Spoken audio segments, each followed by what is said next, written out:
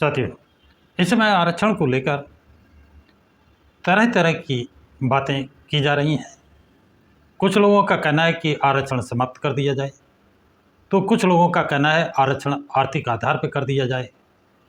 कुछ लोगों का कहना है जो आरक्षण के आधार पर आर्थिक रूप से संपन्न हो गए हैं, उन्हें आरक्षण से वंचित कर दिया जाए।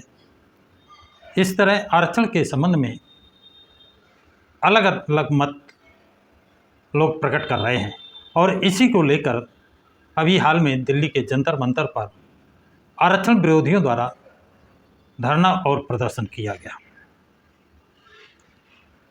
अब मोहन भागवत ने आरक्षण को लेकर कहा कि इस पर कोई छेड़छाड़ ना की जाए। उनका कहना क्या सार्थक हुआ या निराधार गया? अन्य नेताओं के अलग अलग विचार आए हैं। उसी में बसपा सुप्रीमो मायावती ने एक काफ़ी लंबा ट्वीट किया है। ये ट्वीट आपको मैं दिखा दूं। ये काफ़ी लंबा ट्वीट है और उस ट्वीट को मैं आप सबको पढ़कर बताना चाहूँगा, आप समझें ये कितना गंभीर मामला है। और इसके जबकि आरक्षण प्राइवेट सेक्टर में भी मिलना चाहिए, तो प्राइवेट सेक्टर तो दूर है, सरकारी नौकरियां समाप्त हो रही हैं और आरक्षण एक तरह से नाम रह गया है, समाप्ति किया जा रहा है।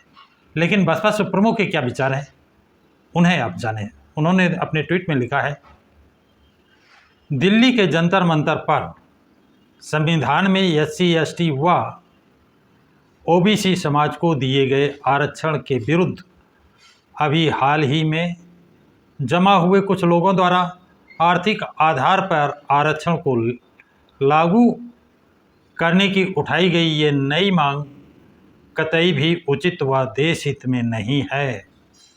उन्हें आरक्षण के संबंध में ऐसा कोई कार्य नहीं करना चाहिए जिससे समतामूलक समाज, विकसित व सम्मानित देश बनाने के संवैधानिक कार्यों को आघात पहुँचे।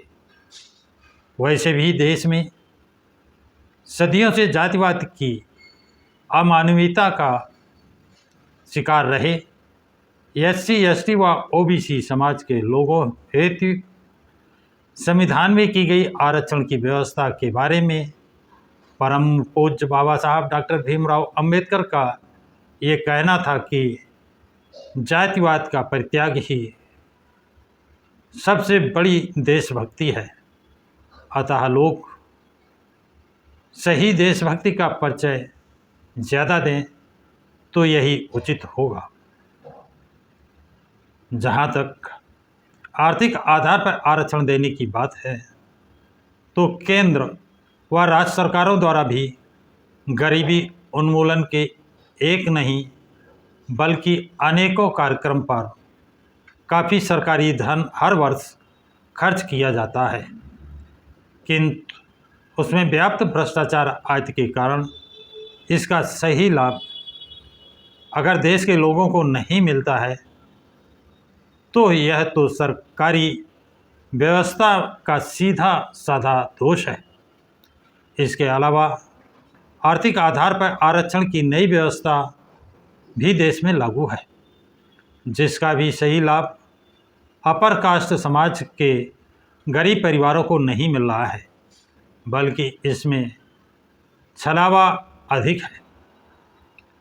वास्तव में खासकर ये भ्रष्ट व जातिवादी सरकारी व्यवस्था है जिसने आरक्षण के संवैधानिक रचनात्मक प्रावधान को कभी सही से ज़मीन पर लागू ही नहीं होने दिया है, जिस कारण SC ST व OBC समाज के लोग आज़ादी के इतने लंबे अरसे के बाद आज तक भी गरीबी, जातिवादी द्वेष, शोषण, अत्याचार व जातिवाद के जहर का दंश हर दिन हर स्तर पर लगातार झेलते रहते हैं। अतः सभी सरकारें भी आरक्षण विरोधी तत्वों को शरण व संरक्षण बिल्कुल ना दें तो ये व्यापक देश व जनहित में होगा। लोगों से भी अपील है कि वो आरक्षण जैसे अहम एवं संवेदनशील मुद्दे पर सस्ती राजनीति ना करें और ना ही होने दें।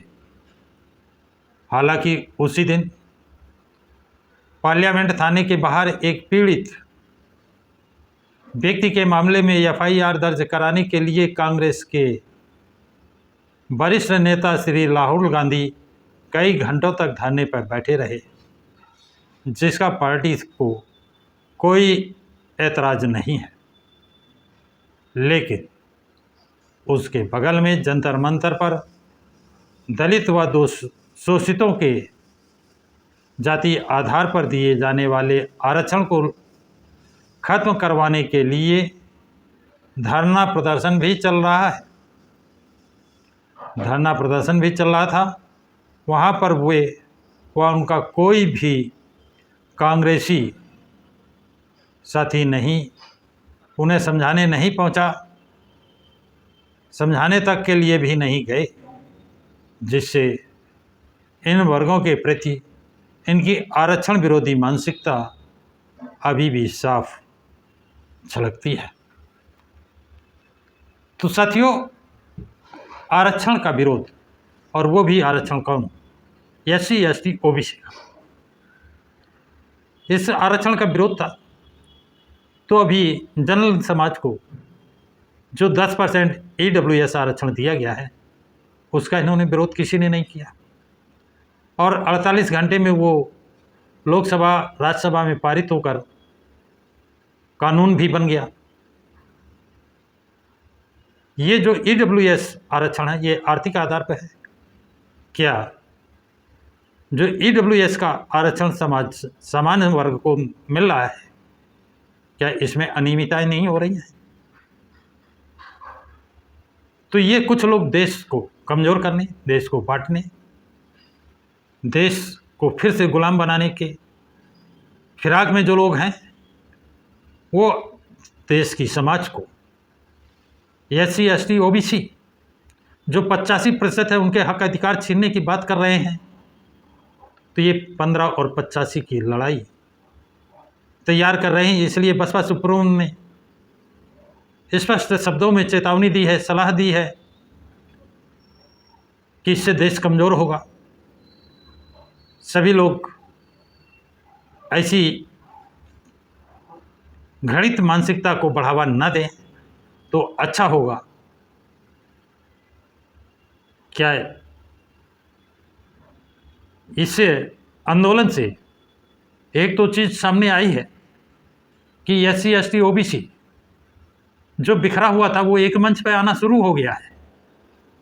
SC ST OBC यदि एक मंच पे आ गया, ये आरक्षण हटाओ आंदोलन और चला और तेज़ी पकड़ा, तो शायद वो दिन दूर नहीं कि SC ST OBC जिनकी ताकत पर ये लोग सरकार बना रहे हैं, MLA MP बन रहे हैं, वो क्या बन पाएंगे? वो सरकारें उनकी चल पाएंगी? ऐसा लगता नहीं है। यदि SC ST OBC एक मंच पे आ गए तो इनकी सरकार होगी और ये जो कानून चाहेंगे वो कानून भी बनाएंगे। तो साथियों, ये जानकारी आप लोगों को कैसी लगी है? कमेंट बॉक्स में कमेंट ज़रूर लिखाएं। इस वीडियो को लाइक और शेयर करें। सभी साथियों को जय भीम, जय भारत, जय संविधान।